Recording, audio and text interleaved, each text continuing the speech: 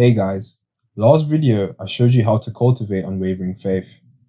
Today we'll be discussing the truth about karma and how it's helped me shed false concepts that were given to me. So contrary to popular belief, karma isn't what goes around comes around, it's what you project internally and you receive on the outside. Karma literally translates to the word action. Every single event in life is inherently neutral. The reason why a person from a poor background may stay poor is because of their programming and conditioning. No matter how nice they are, or if they continue to do what they think is right, living in a space where their actions are governed by society and the early hideous programming they have digested during the first 7 years of their life will almost always keep them right where they are. Ever wonder why you, who is watching this video, probably suffers a lot or doesn't receive the auspicious events you so desperately want? However, you're probably seeing someone who is likely less conscious than you are, or someone you consider a prick winning. It's their thoughts, their emotion, their actions, aka their karma. They wholeheartedly believe no matter what, they will get what they want.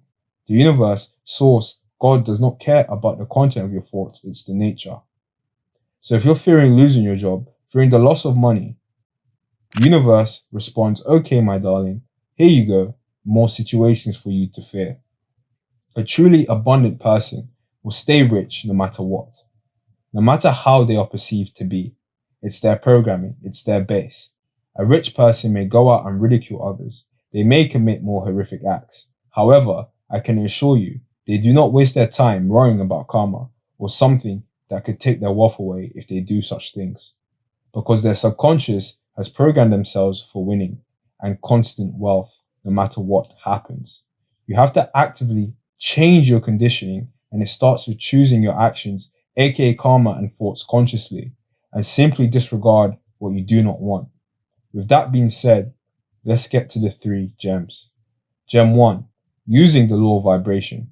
Right guys, please understand the law of attraction is the secondary law to the law of vibration, which is the primary law, meaning the universe always delivers what you are a vibrational match to.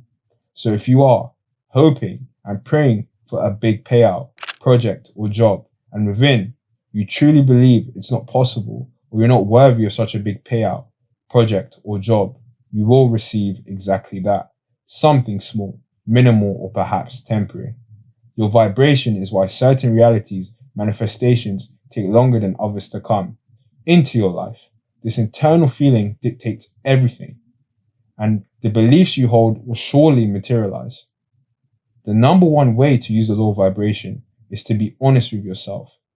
If you intend to have 1 million and only feel worthy of 1,000, ask yourself, why is this the case? Why don't you feel worthy of the 1 million?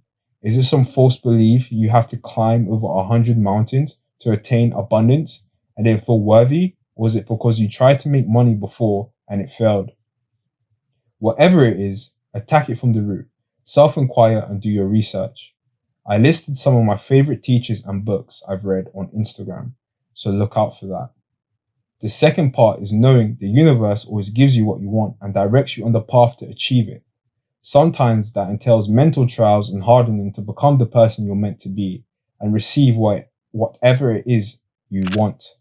So stop wavering and accept your path. The heart gets stronger just like our muscles do. It may need to break. Gem 2, unison between heart and mind. Only then will you see your desires fulfilled. Many believe when you think of thought that can be considered negative, especially about their goals, they begin to stagger and panic. And that's when it becomes true.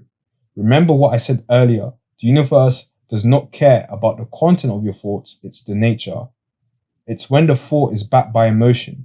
However, many can't comprehend this and often falter, keeping themselves in the hamster wheel, aka the feedback loop of stress and negativity. Even if you are 51% positive and 49% negative, you will move to a positive lifeline.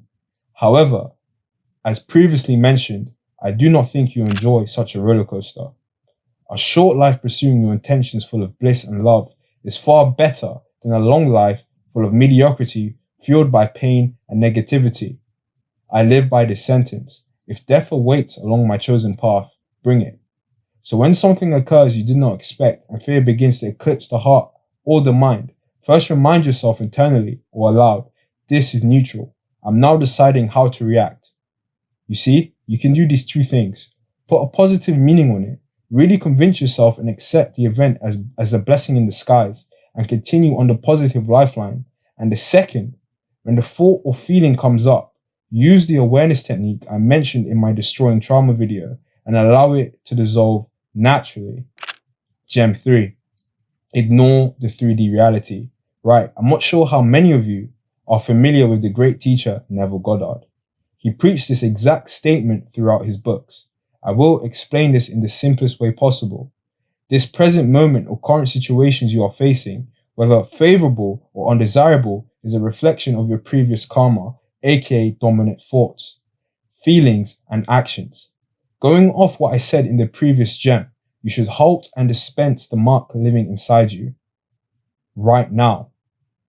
And if you see bills, shitty outcomes, and you're going along with it,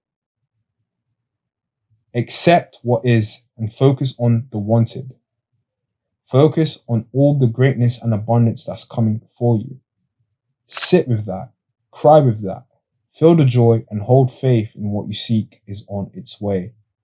You must stop letting an experience which has happened in your external affect your internal.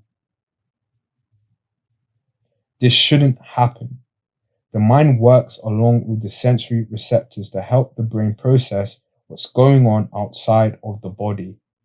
The trouble is, the mind likes to and wants to attach onto everything, placing unnecessary meaning on anything just to justify why you are the way you are, why your life is the way it is. It relies on the 3D.